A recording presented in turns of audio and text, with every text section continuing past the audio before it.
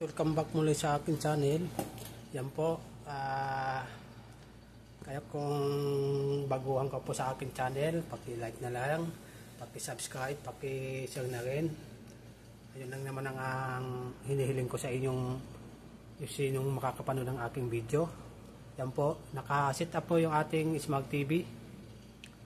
Ngayon po, itatry po natin i-connect ang ating cellphone sa TV. Para i-connect natin yung mga dapat i-connect natin tulad ng ating laro ng Mobile Legend o ano man. Okay? I-check po muna natin. Punta po muna tayo ng setting. Kung iisa ang ating cellphone, Wi-Fi connection. Okay, check natin. Yan ang Wi-Fi connection natin. Okay, exit tayo. Okay, punta tayo sa ating cellphone. Kung iisa din ang ating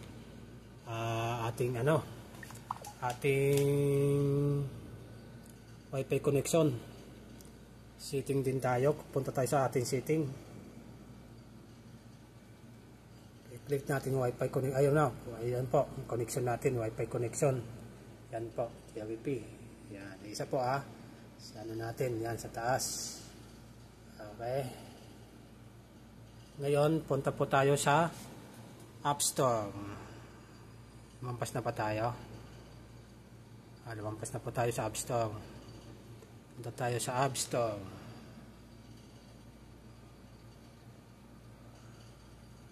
Saan yung App Store? Ayun, App Store. Ayan na po App Store. App Store. Ayan pong ano natin. I-click App Store. Click natin. Oops. Ayan na siya. Ayan, nakikita natin sa gilid Ayan. Search, Home, Classify, Apps, My Apps, About. Okay, punta tayo sa Home. Punta tayo sa, punta tayo, hanapin natin yung M-Share. Baka dito natin may kabit yung, yung ating Mobile Legend Gaming.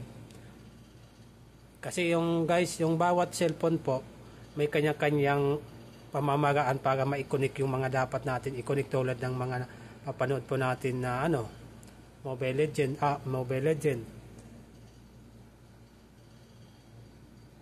Diba? Yan. Saan yung hinahanap natin? Wala wala.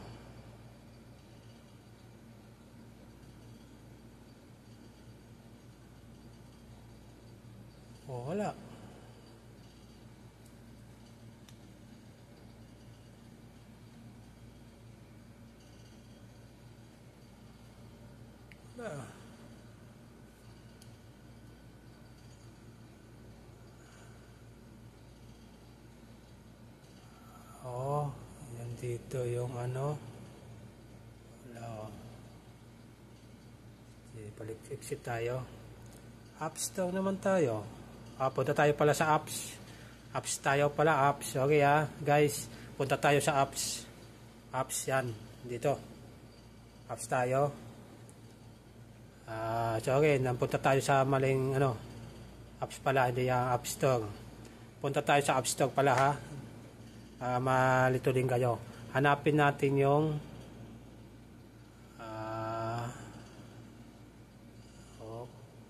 M-Share. Ayan po M-Share. Alin sabi ko po sa inyo, may pamamaraan pong kanya-kanya pong paano maikabit natin yung mga, kasi gusto ko maikabit natin yung ating Mobile Legend Gaming. Kaya itong M-Share, sa ibang cellphone, may iba-iba kasing pamamaraan kung paano mag-connect. Tulad ng Smart TV, mga basta't Android TV, Smart TV, TCL, yung mga iba-iba kasing abilidad ng TV, di ba? Sa Smart TV po, ito po makikita nyo, M-Share lang, MH-Share. Ayan po, makikita natin. Click natin yon. Ayan po, ang natin. Punta tayo sa ating cellphone. Tayo, ayan po, nakikita nyo po sa screen Ayan, kita nyo sa screen sa ating cellphone. Andito po yung nakikita yung Wi-Fi natin. Ito sa baba. Dito nakikita yung Wi-Fi natin yan JRP 2.4G extension. Ayan po. Pero Yung TV po, hindi yan ang TV natin name. Pero may naka-connect na po, may na-trace na. Ibig sabihin, may nasagap sang TV. Yun o, TV slash. Kaya tingnan natin kung yan. Ano muna po na natin yung ano natin. Itawag doon. Ating cellphone, hanapin po natin yung QR code screenshot. Ito po, may hanapin yung sa cellphone nyo, yung QR code screenshot. Ayan po, mayroon na. Ito po, ayan. Ito. Pasat Android, mayroon po yan, screenshot, QR code, tap to scan. Ayan. Gagamitin natin, scan natin ha. Kita natin. Ayan. Hanapin niya yan. Ayan, hinanap po niya. Diba? I-open po natin. I-open natin sa baba. Ito. Yun, na-open po siya.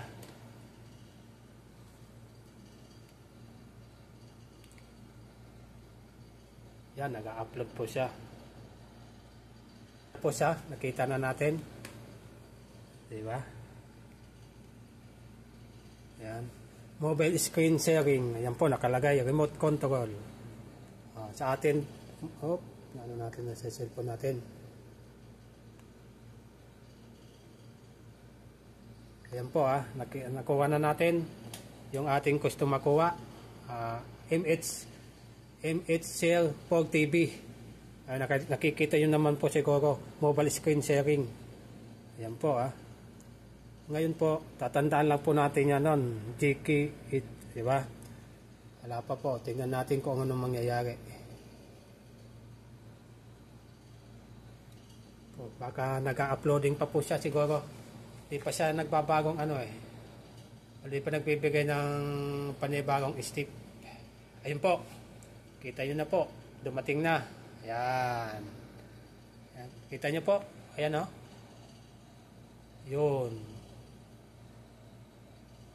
Yung download. I-click natin yung download.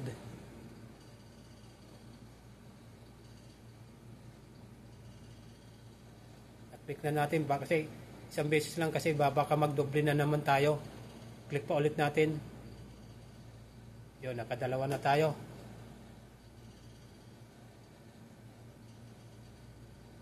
Ayaw pa, medyo may katagalan. Ayun po, nasa taas. Yun, alo. Details po. Click natin dito sa taas. Ito. Yan na po. Ito na po, nag-download na siya.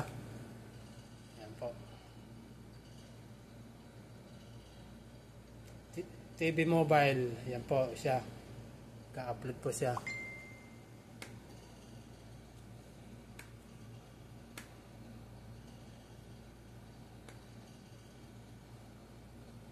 Check natin yung setting.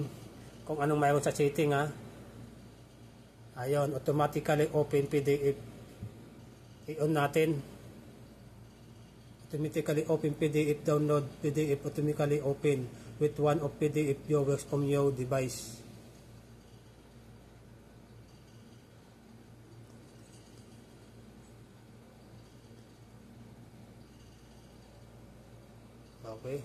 Okay, i-click na lang, ibalik na lang ulit natin. Nag-upload dito naman tayo sa taas as well to save files on naman. Yan naman, di ba? Naka-ano naman. Wag na natin yang automatically open PDF. Yan, automatically open PDF. Naka-off siya. Kailangan siguro i-on natin. Yan. Yan na natin. Yan na natin.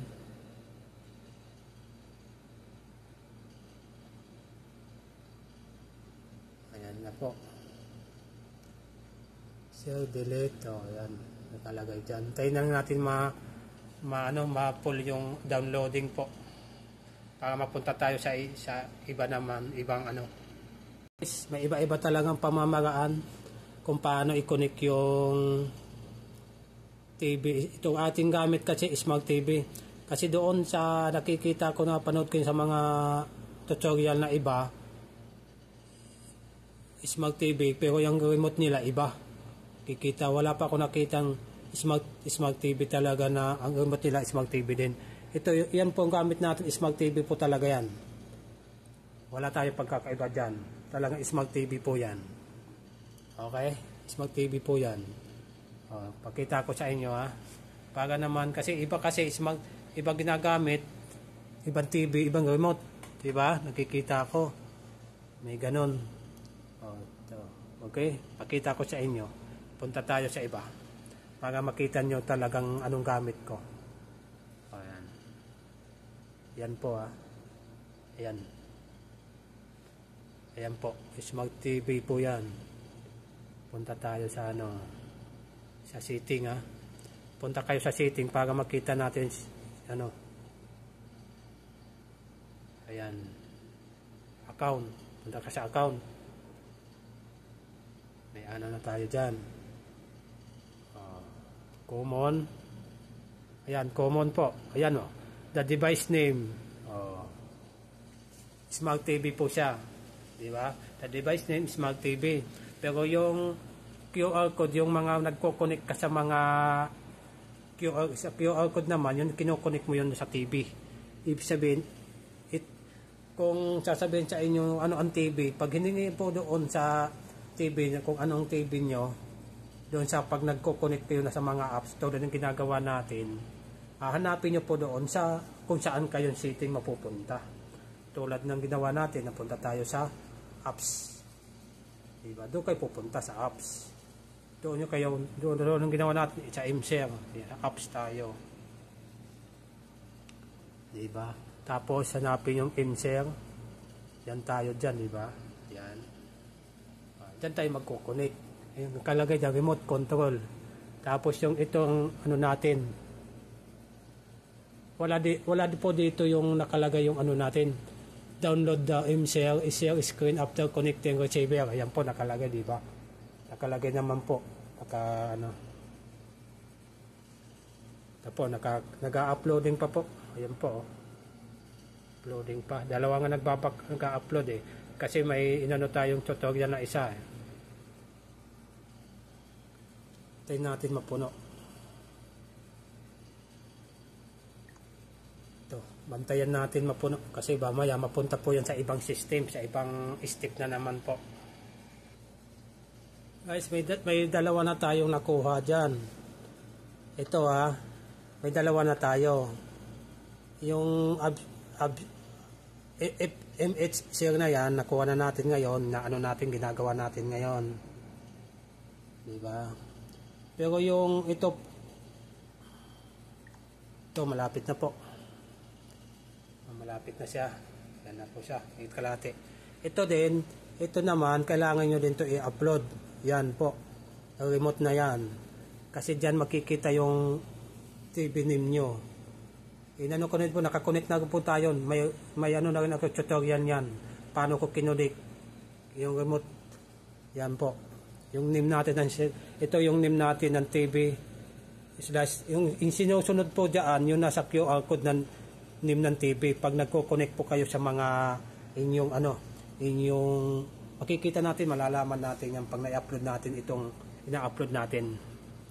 Pero yun, nagawa ko na po yan. Nilipat ko na yan sa ating cellphone.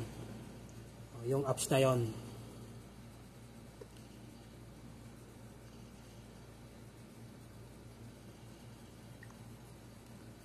Yan, malapit na po. Yan, malapit na. Yan po, nilipat ko na yan sa aking cellphone. Yung na yan, pinaka-logo na yan. Yung remote na yung logo na yan. Yan, logo na yan na logo. Nilipat ko na yan. Ngayon, nililipat naman natin. In-install ko na yan sa cellphone ko. Baka kailangan yung install din yan sa inyong cellphone. Ako naman, in-install ko na rin ito sa aking cellphone. Ayan, di ba? Ayan. Ini-install natin ngayon yan. Ayan. Di ba? Dalawa yan. In-install na yung una. Na-install ko na yung una. Malapit na, boss.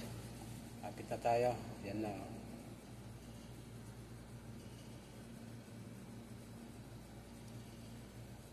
Kaya kung gusto mo masundan itong ginagawa ko sa pag-connect ng mga ganito, baka sakali mai-connect natin yung ating gaming, mobile gaming o anumang laro. Okay, baka kailangan kasi sa mga apps natin to. Kasi sayang lang yung Smart TV ko, hindi ko po magamit eh. Nakalagay naman doon, download the M8 share. And tapos may nakalagay naman, yan malapit na boss, abangan na natin. May nakalagay naman boss sa baba, nakalabay doon sa baba, I download the M8 share and share screen after connecting receiver. Diba? Yan, malapit na tayo. Guys, pansinin nyo ha. Yan na boss. Tapos na tayo. Nag-iikot na siya. Yan, tayin natin. TV mobile, native apps, TV release. Yan, tingnan natin kung anong next.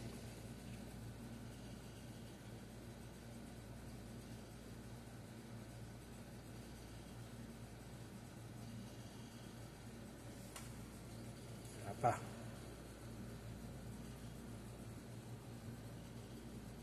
Siya. Yun, install natin guys. Yan guys, ina-install natin. I-click nyo lang pala siya after na mapin sa may upload na yung ano niya, files. I-click nyo ulit siya. Tapos open. Yan na po. Ito na po, na-install na natin. Agree. Yan na po, nasa TV na. Yan na po natin. Oh. TV, minus 197 code. Ito po ang nakikita niya sa TV natin. Ibig sabihin, iba siya. Di ba guys, iba? Oh. Iba yung kanina, iba yung nasa kabila, iba dito. Okay. Click natin. I-click ko po siya. Go to open. Ayan, go to apps. Open, go to open. Go to apps ulit. Ayan. Oh, QR code is invalid. Oh, go to setting. Ayan.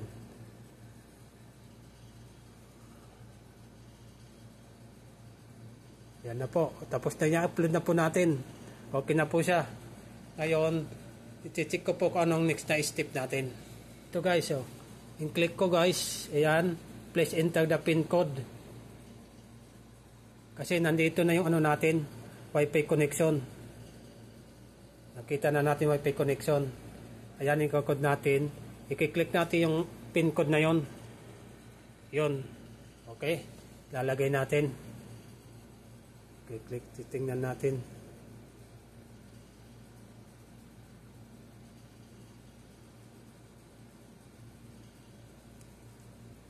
Di ko alam kung ito ko yun yung pin code ha. Kasi wala naman, baka yan nga yun mga boss. Baka yan nga yun. Kasi wala naman sa hinihingi siya. Wala naman medyo sa cellphone eh. JK 8 2 U 5. Yan boss, nagkulay siya. Ibig sabihin, i-click natin. Okay. Connected na siya boss. Connected na siya. Start casting. Yan boss. Start casting. Check natin start casting. Pero yun nasa, makikita natin sa taas. Yan naman. Yan. Medyo click natin. Screen mirror boss. Baka pwede natin magamit yung ating yung apps na ginagamit ng iba ng YouTuber na pwede natin magamit yung pag-aano nila, yung ina-adapt yung mga Mobile Legends nila. Nakalagay dyan, screen mirror video, click natin yung video. Wala pa, wala din. Remote screen ay marami po sa remote control. May application, ayan po, andito po may application. Kompleto po boss siya. Sharing camera and F-tag right. Nandito po sila lahat. Okay. Yan lahat. Oh. Start sharing. Nandito po lahat. Makikita pala sila, boss. Ada po. Pag linilipat ko sa iba, tingnan mo yung baba. Opa. Tingnan mo sa iba. Sa baba, screen mirror, nakalagay sa baba, start casting. Ilalagay ko sa video, open permission. Picture, open permission pa rin. Remote, start. Diba? Ganon. Ibig sabihin, ayun, casting. I-try natin yung casting. Using apps. Ayan po. Start recording casting. Mayroon po siya. Okay. Diba may ganon? Pag mayroon na kayo nakakonect. Okay guys. Kung halimbawa may nakakuha ka na ng idea sa ganitong ginawa ko, please na lang paki-subscribe, paki-like, paki-share na rin para masundan nyo po yung mga susunod ko pang gagawin. Gusto ko talaga ma-connect dito yung ating Mobile Legend Gaming, no? At saka iba pang social media natin kung ano mga dapat nating malaman dito. Okay? Thank you for watching.